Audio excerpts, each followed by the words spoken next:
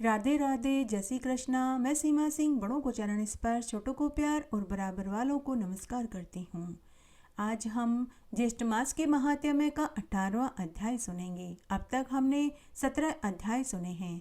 आशा करती हूँ आपको सभी अध्याय अच्छे लग रहे होंगे। अगर आपको ये अध्याय अच्छा लगे तो इसे ज़्यादा से ज़्यादा लाइक करें, अपने दोस्तों और रिश्तेदारों में ज़रूर शेयर करें ताकि उन्हें भी ज्येष्ठ मास के महात्म्य को सुनने का संपूर्ण फल प्राप्त हो। और आपसे एक करुण रिक्वेस्ट है कि अगर अभी तक आपने मेरे चैनल को सब्सक्राइब नहीं किया है तो कृपया मेरे चैनल को सब्सक्राइब करें ताकि मेरा आगे आने वाला वीडियो सबसे पहले आपको मिले। धन्यवाद। आइए अब हम ज्येष्ठ मास के महात्म्य का 18वां अध्याय सुनते हैं। इस अध्याय में निर्जला एकादशी व्रत का महत्व, वर्णन और एक सत्य कहानी आएगी। आइए सबसे पहले हम ज्येष्ठ मास का 18वां अध्याय सुनते हैं। भीमसेन व्यास जी से बोले कि हे पितामह, आपने मुझे ज्येष्ठ मास की शुक्ल पक्ष की निर्जला एकादशी का महात्म्य सुनाया और व्रत कथा सुनाई। मैंने उस महात्म्य को बड़ी ही श्रद्धा, लगन और ध्यान से सुना। लेकिन हे तात, मुझे बड़ा संदेह हो रहा है, अतः आप मेरे प्रति स्नेह भाव त्याग कर ठीक ठीक बताइए। यदि आप सत्य न कहेंगे तो जो हालत धृतराष्ट्र की हुई थी जब विदुर जी ने महाभारत के युद्ध का वर्णन किया था, ठीक वैसी ही हालत मेरी हो जाएगी। हे पितामह, मीठे वचन बोलने से धर्म, धन और शरीर तीनों ही नष्ट हो जाते हैं। तब व्यास जी भीमसेन से बोले कि हे पुत्र, मैंने तुम्हें निर्जला एकादशी के बारे में जो भी कहा है वह पूर्णतया मैंने सत्य कहा है, इसको तू असत्य मत जान। हे भीम, मैं तुम्हें इस बारे में एक सत्य इतिहास सुनाता हूँ, तू ध्यान से चित्त लगाकर सुन। हे भीम, पूर्व काल में कालांजन पर्वत पर पुलिंद नाम का एक राजा रहता था। वह सभी धर्मों का पालन करने वाला और वेद शास्त्र का प्रवीण ज्ञाता था। उस पुलिंद राजा ने निष्कंटक राज्य करके वहां द्वारिकापुरी के समान ही एक नगर बसाया। उस राजा के पास अनेकों रथ, अस्त्र शस्त्र, ऐरावत के समान हाथी, उच्च श्रवा के समान घोड़ा, चतुर्गनी सेना थी। वह राजा जब भी निकलता था तो अपनी सेना को रथ, घोड़े, हाथी को लेकर चलता था। उसके पास इतनी पैदल सेना थी कि जब वह अपनी सेना के साथ चलता था तो वह 100 योजन की दूरी तक वह सेना फैल जाती थी। दशों दिशाओं में उसकी कीर्ति, बल, यश, वैभव की चर्चा होती रहती थी। सप्त व्यू से युक्त उसकी सेना 7 महासमुद्र के समान प्रतीत होती थी। वह राजा कमजोर राजा हो, बलशाली राजा हो, सबसे युद्ध करके उनके राज्य को हथियाता रहता था। इस तरह वह पुलिंद राजा ने अनेक राजाओं को जीतकर उनके राज्य, धन, हाथी, घोड़े, सेना सभी हथिया चुका था। उसने अपने राज्य का खूब विस्तार कर लिया। इस तरह उस राजा ने बहुत सा धन और कीर्ति इकट्ठी कर ली। इस तरह उस राजा पुलिंद ने अनेक चक्रवर्ती राजाओं को युद्ध में जीत लिया। वह राजा जिस जिस राजा को बलवान सुनता वह उसी को युद्ध के लिए ललकारता था। तब हे भीम, एक बार की बात है, राजा पुलिंद के गुप्तचरों ने आकर राजा से कहा कि हे महाराज, हमें एक राजा का पता चला है। वह बड़ा ही धर्मात्मा, बलवान, शूरवीर, तेजस्वी, शास्त्रों का ज्ञाता, देवता व अतिथि पूजक है। वह राजा श्रुति स्मृति वेद शास्त्र का परम ज्ञाता है। वह आए दिन यज्ञ, हवन, पूजा पाठ करवाता रहता है। वह अपनी प्रजा का पालन अपने पुत्र के समान ही करता है। उसकी प्रजा भी अपने राजा के लिए जान न्योछावर करने को हमेशा तैयार रहती है। इसलिए हे महाराज, उस राजा में महान बल है। आज तक उस राजा को युद्ध में किसी ने नहीं जीता। उस राजा को जीते बिना आपकी कीर्ति इस भूमंडल में अधूरी है। अगर आपको इस भूमंडल का चक्रवर्ती बलवान राजा बनना है तो पहले आपको उस राजा को युद्ध में हराना होगा। उसके राज्य और धन को हथियाना ही पड़ेगा। अपने गुप्तचरों का समाचार सुनकर राजा पुलिंद ने अपनी चतुर्गनी सेना सहित उस राजा के राज्य को चारों तरफ से घेर लिया। जैसे एक जंगल में बहुत से गीदड़ों द्वारा शेर को घेर लिया जाता है, व्यास जी आगे बोले कि हे भीम, उस राजा का एक नियम था। वह राजा अपनी प्रजा के साथ हर एकादशी का उपवास करता था। उस दिन ज्येष्ठ मास के शुक्ल पक्ष की निर्जला एकादशी का दिन था। उस नगर की प्रजा, मंत्री, राजा, रानी सभी ने निर्जला एकादशी का उपवास रखा था। वे सभी नगर के विष्णु भगवान के मंदिर में भगवान विष्णु की पूजा में संलग्न थे। वे सभी मौन रहकर पूजा कर रहे थे, कोई भी बातचीत नहीं कर रहा था। ऐसे समय में वह राजा पुलिंद अपनी सेना के साथ नगर में लूटपाट मारकाट मचाने लगा। तब एक बुजुर्ग ग्रामवासी ने राजा पुलिंद को नमस्कार कर हाथ जोड़कर विनीत शब्दों में बोला कि हे महाराज, आज पवित्र निर्जला एकादशी है। बड़ा ही पुण्य फल देने वाली यह एकादशी है। आज राजा, रानी, मंत्री, सेना सहित पूरी प्रजा ने निर्जला एकादशी का उपवास रखा है। आज हमारी नगरी में बच्चे से लेकर बुजुर्ग, औरतों से लेकर पुरुष सभी ने उपवास रखा है।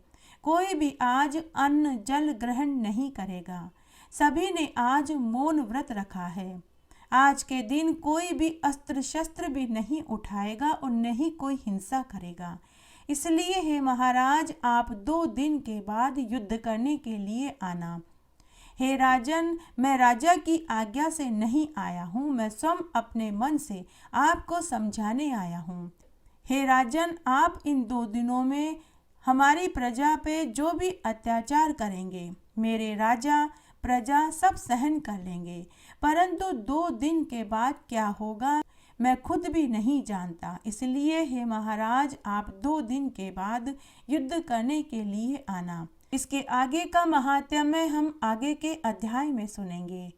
आइए आज इस अध्याय में हम एक पौराणिक कथा सुनते हैं। आज मैं आपको ज्येष्ठ मास में रोज एक ब्राह्मण को भोजन कराने के पुण्य फल वाली कहानी सुनाती हूँ।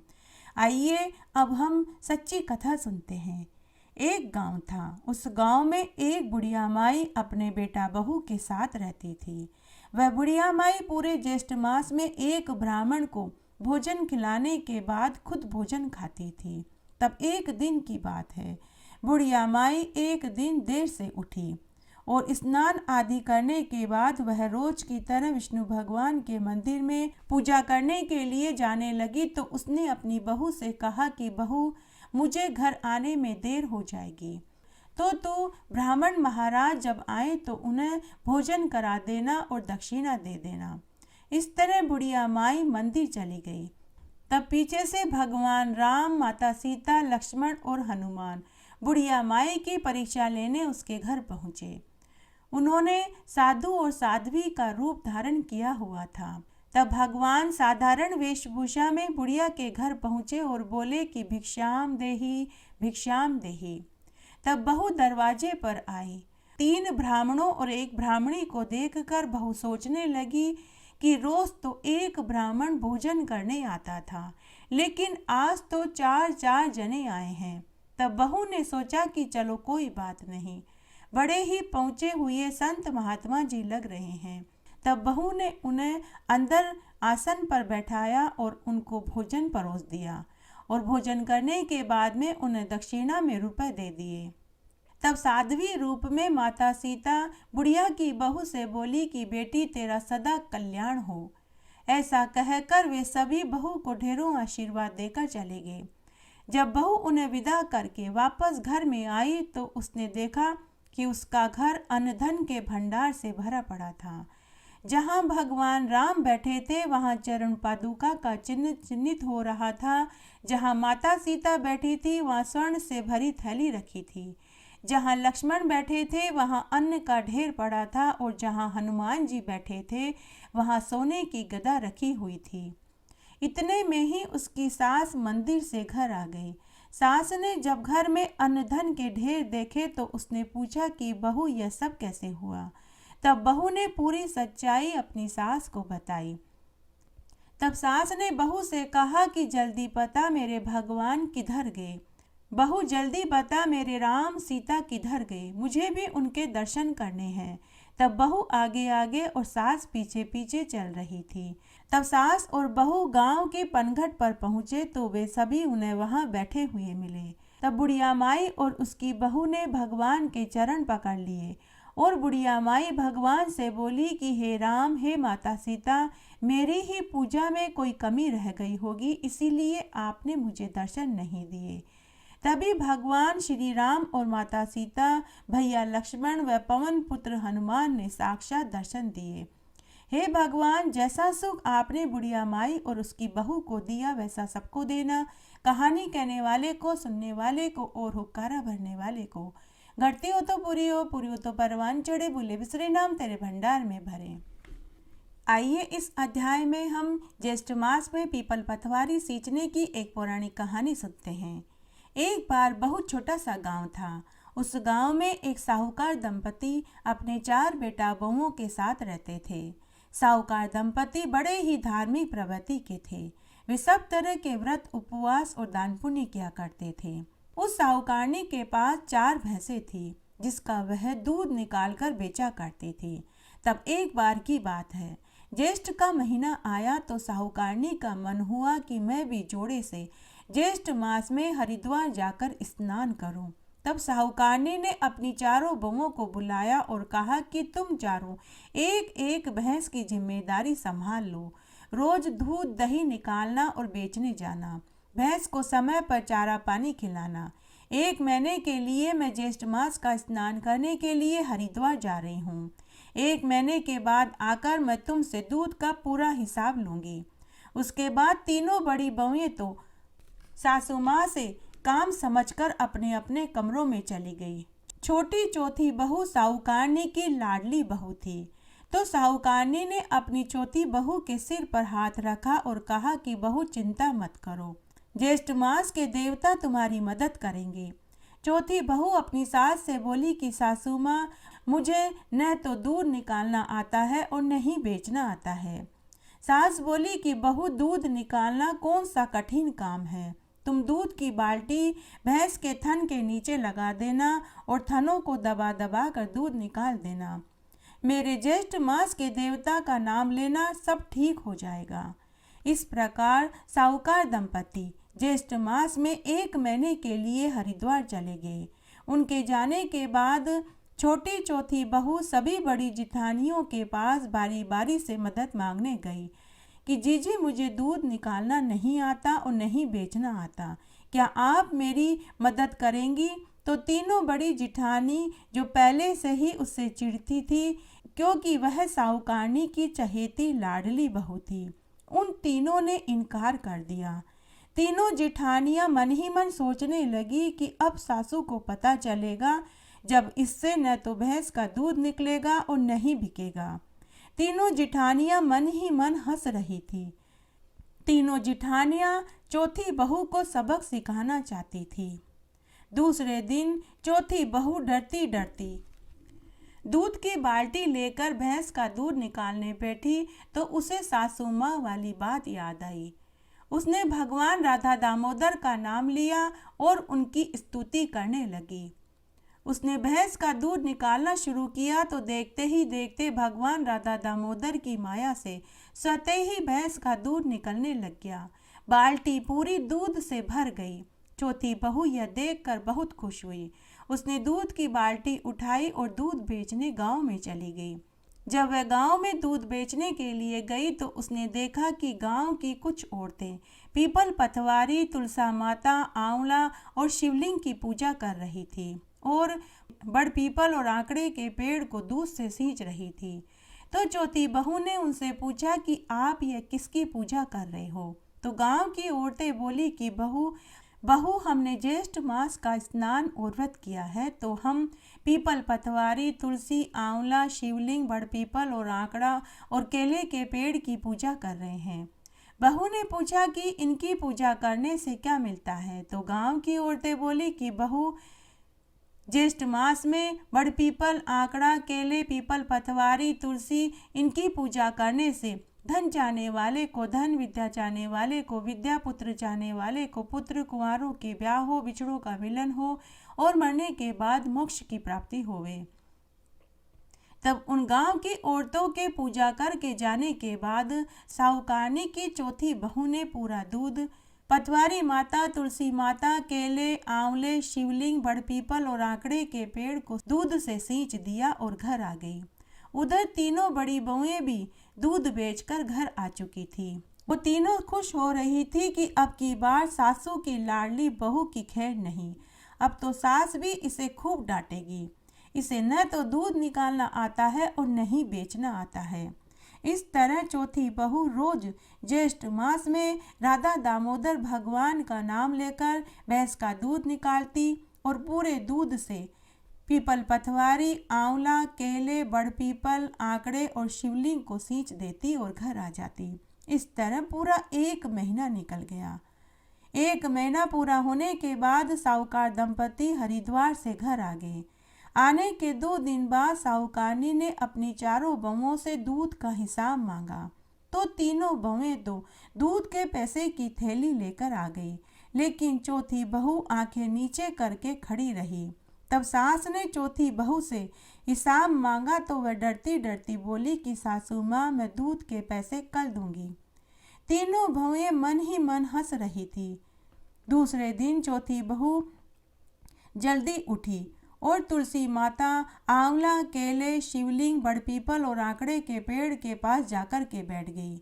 सुबह से दोपहर और दोपहर से शाम होने वाली थी। तभी पटवारी माता ने एक बुढ़िया का वेश धरा और वहां आकर चौथी बहू से बोली कि बेटी क्यों उदास बैठी है। तो चौथी बहू ने पूरी बात बताई। तो पटवारी माता जो वृद्धा के वेश में थी वह बहू से बोली कि बहू, तूने पूरे ज्येष्ठ मास में निस्वार्थ भाव से पटवारी माता, तुलसी माता, आंवला, केले, बड़पीपल, आंकड़े और शिवलिंग को दूध से सींचा है। तुझे इसका फल जरूर मिलेगा। जा बेटी, तू अपनी झोली में यहाँ से जितने भी फूल पत्ते हैं वह भर कर ले जा और उन्हें ले जाकर दूध वाली बाल्टी में डाल देना। तब चौथी बहू ने ऐसा ही किया। जब बहू घर आई तो रात हो चुकी थी। तब बहू ने चुपचाप झोली में जो फूल पत्ते थे वे ले जाकर दूध की बाल्टी में रख दिए और दूध की बाल्टी ले जाकर सासू के कमरे में रख दिया और खुद कमरे में जाकर के सो गई। रोज की तरह साहूकारनी सुबह जल्दी उठी तो उसने देखा कि उसके कमरे में एक कोने में रखी हुई दूध की बाल्टी में हीरे, मोती, सोने, चांदी जगमग हो रहे थे। उसने सबको आवाज लगा कर के बुलाया और दिखाया। तभी चौथी बहू भी सासू माँ के कमरे में पहुंची। उसे भी बहुत आश्चर्य हुआ। तब चौथी बहू ने सबको पूरी सच्चाई बताई। तब साहूकारनी ने अपनी चौथी बहू को गले से लगा लिया और बोली कि बहू, तेरे ऊपर तो पटवारी माता, तुलसी माता, आंवलिया देवता, बृहस्पति भगवान तथा महादेव जी टूटे हैं। ज्येष्ठ मास के राधा दामोदर जी ने तुझे ये फल दिया है। ज्येष्ठ मास में बड़पीपल, आंकड़े, पटवारी माता, तुलसी माता, आंवलिया को सींचने का फल दिया है। घटती हो तो पूरी हो तो परवान चढ़े, भूले बिसरे नाम तेरे भंडार में भरे। आइए अब हम ज्येष्ठ मास में अन्नदान का महात्म्य सुनते हैं। ब्राह्मण को ज्येष्ठ मास में अन्न दान करने वाला पुरुष शिवलोक में जाता है और दान किए हुए अन्न में जितने दाने होते हैं उतने ही वर्षों तक वह शिवलोक में निवास करता है। अन्न दान से बढ़कर दूसरा कोई दान न हुआ है न होगा। इसमें न कभी पात्र की परीक्षा की आवश्यकता होती है और न ही समय की।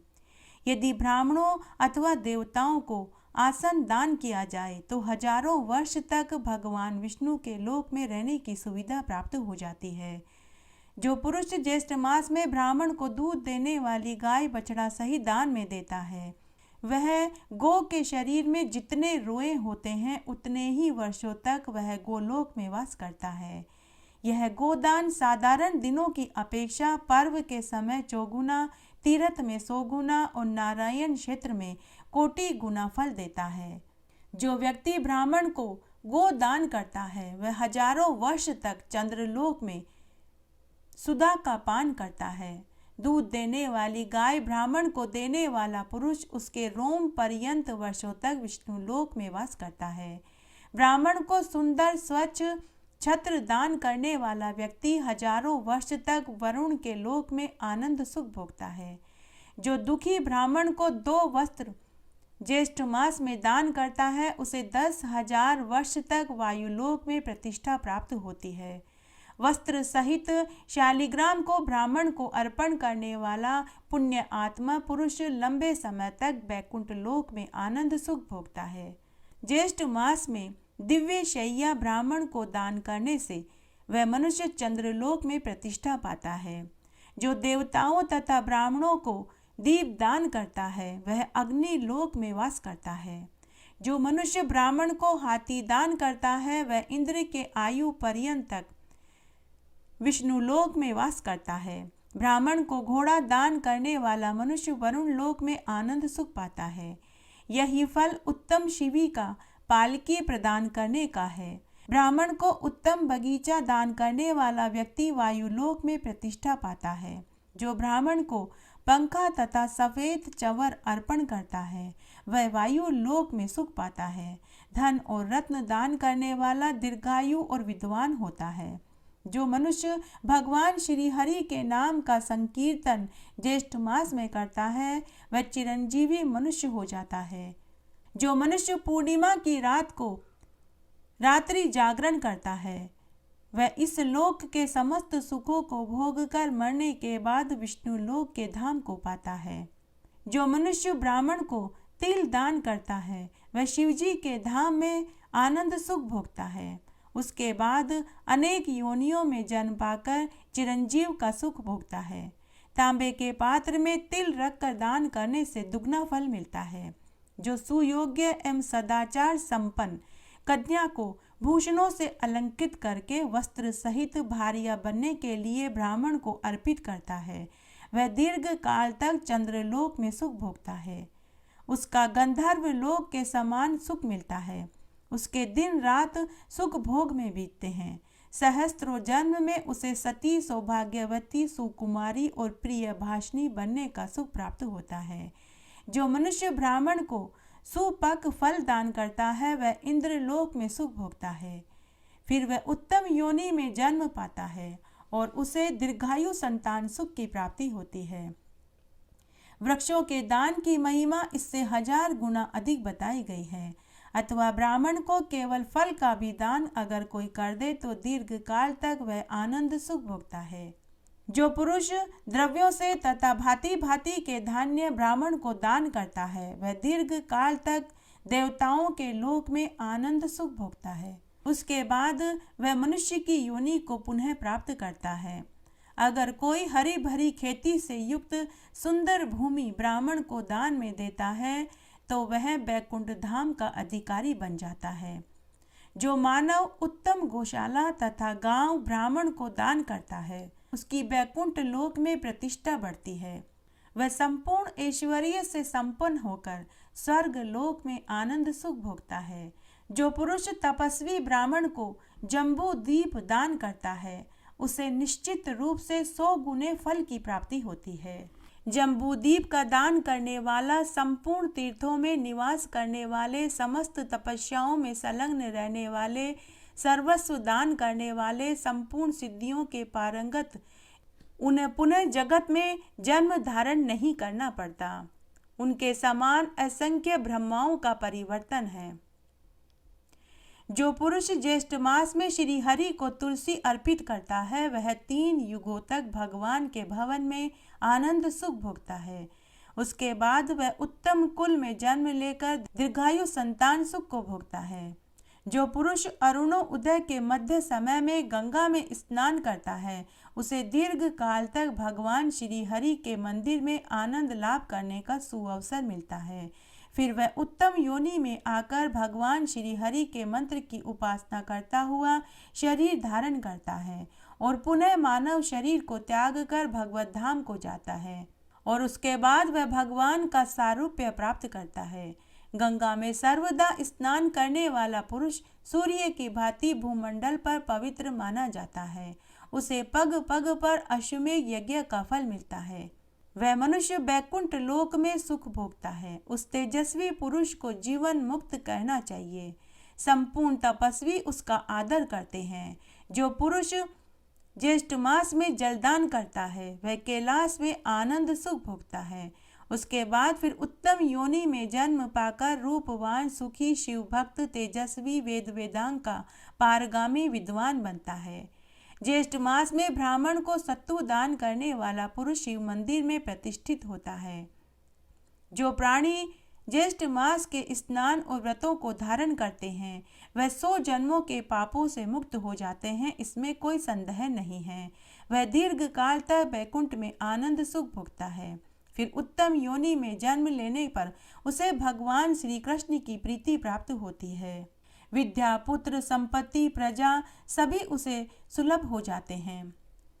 जो मनुष्य ज्येष्ठ मास में भगवान शंकर की पूजा करता है तथा बैंत लेकर उनके सम्मुख नृत्य करता है, भजन गाता है, उसे भगवान शिव के लोक में प्रतिष्ठा प्राप्त होती है। जो पुरुष ज्येष्ठ मास की शुक्ल और कृष्ण पक्षी की एकादशी का उपवास करते हैं उन्हें वैकुंठ में रहने की सुविधा प्राप्त होती है।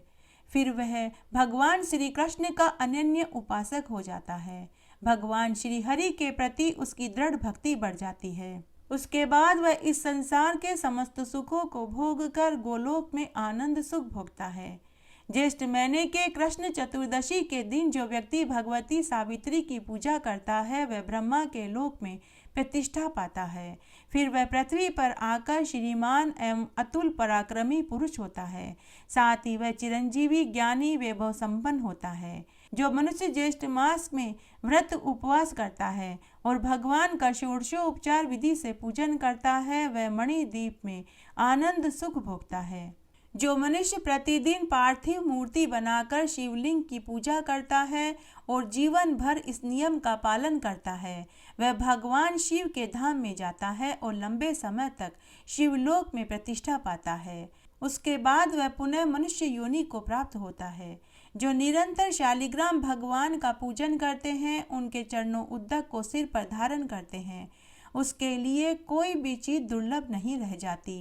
वह संसार के समस्त सुखों को भोग कर मरने के बाद गोलोक में आनंद सुख भोगता है। जैसे पुण्य क्षेत्र में जो अश्वमेघ यज्ञ करता है वह इंद्र के आधे आसन पर विराजमान रहता है। राजसूय यज्ञ करने से मनुष्य को इससे चौगुना फल मिलता है। जिस प्रकार देवताओं में विष्णु, वैष्णवों में पुरुषों में नारद, शास्त्रों में वेद, वर्णों में ब्राह्मण, तीर्थों में गंगा, पुण्य आत्मा पुरुषों में शिव, व्रतों में एकादशी, पुष्पों में तुलसी, नक्षत्रों में चंद्रमा, पक्षियों में गरुड़, स्त्रियों में भगवती, मूल प्रकृति राधा, सरस्वती और वसुंधरा, चंचल स्वभाव वाली इंद्रियों में मन, प्रजापतियों में ब्रह्मा, प्रजाओं में राजा, वनों में वृंदावन, श्रीमानों में लक्ष्मी, विद्वानों में सरस्वती, पतिव्रताओं में भगवती दुर्गा और सौभाग्यवती श्री कृष्ण पत्नियों में श्री राधा सर्वोपरि मानी है। ठीक उसी तरह से ज्येष्ठ मास को श्रेष्ठ माना गया है। ज्येष्ठ मास में किया गया एक मुट्ठी दान भी अक्षय फल होकर देता है। ज्येष्ठ मास में सभी कथा कहानियों के साथ में भगवान महादेव की आरती जरूर बोलनी चाहिए, तभी ज्येष्ठ मास के महात्म्य को सुनने का फल प्राप्त होता है। आइए अब हम ज्येष्ठ मास में भगवान महादेव की आरती बोलते हैं। आप भी मेरे साथ इस आरती को बोलिए। ओम जय शिव ओंकारा, सनिहर शिव ओंकारा, ब्रह्मा विष्णु सदा शिव अर्धांगी धारा। ओम हर हर हर महादेव, एकानन चतुरानन पंचानन राजे, शिव पंचानन राजे, हंसासन गरुड़ासन ऋषिवाहन साजे। ओम हर हर हर महादेव। 2 भुज 4 चतुर्भुज 10 भुज के सोवे, शिव 10 भुज के सोवे, तीनों रूप निरखता त्रिभुवन जन मोहे। ओम हर हर हर महादेव। अक्षमाला वनमाला मुंडमाला धारी, शिव मुंडमाला धारी, त्रिपुरारी रघुरारी कर कमलाधारी। ओम हर हर हर महादेव। श्वेतांबर पीतांबर बादांबर अंगे, शिव बादांबर अंगे, सनकादिक ब्रह्मादिक भूतादिक संगे। ओम हर हर हर महादेव। करके मध्य कमंडल चक्र त्रिशूल धरता, शिव चक्र त्रिशूल धरता, सुख करता दुख हरता जग पालन करता। ओम हर हर हर महादेव। 64 योगिनी गावत नृत्य करत भेरू शिव नृत्य करत भेरू। बाजत ताल मृदंगा अर बाजत डमरू। ओम हर हर हर महादेव। लक्ष्मी वर सावित्री पार्वती संगे शिव पार्वती संगे। अर्धांगी गायत्री सिर सोहे गंगे। ओम हर हर हर महादेव। काशी में विश्वनाथ विराजे नंदो ब्रह्मचारी शिव नंदो ब्रह्मचारी। नितूट दर्शन पाऊं नितूट भोग लगाऊं महिमा अति भारी। ओम हर हर हर महादेव। ब्रह्मा विष्णु सदा शिव जानत अविवेका शिव जानत अविवेका। प्रणवाक्षर के मध्य ये तीनों एका। ओम हर हर हर महादेव। त्रिगुण स्वामी जी की आरती जो कोई जन गावे शिव जो कोई जन गावे। कहत शिवानंद स्वामी मन वांछित फल पावे। ओम हर हर हर महादेव। ओम जय शिव ओंकारा बोले हर शिव ओंकारा। बोले पार्वती का प्यारा बोले ओढ़त नग छाला। बोले बरसत जल धारा बोले पीवत भंग प्याला। बोले पहनत मुंड माला बोले भोलेनाथ सदा शिव काशी विश्वनाथ सदा शिव पार्वती का प्यारा। ओम हर हर हर महादेव। इस तरह आज हमने ज्येष्ठ मास के महात्म्य का 18वां अध्याय सुना। आशा करती हूँ यह आपको जरूर पसंद आएगा। मेरे साथ बने रहने के लिए आपका धन्यवाद। आगे आने वाली कथा कहानियों के लिए भी आप इसी तरह मेरे साथ बने रहें। धन्यवाद।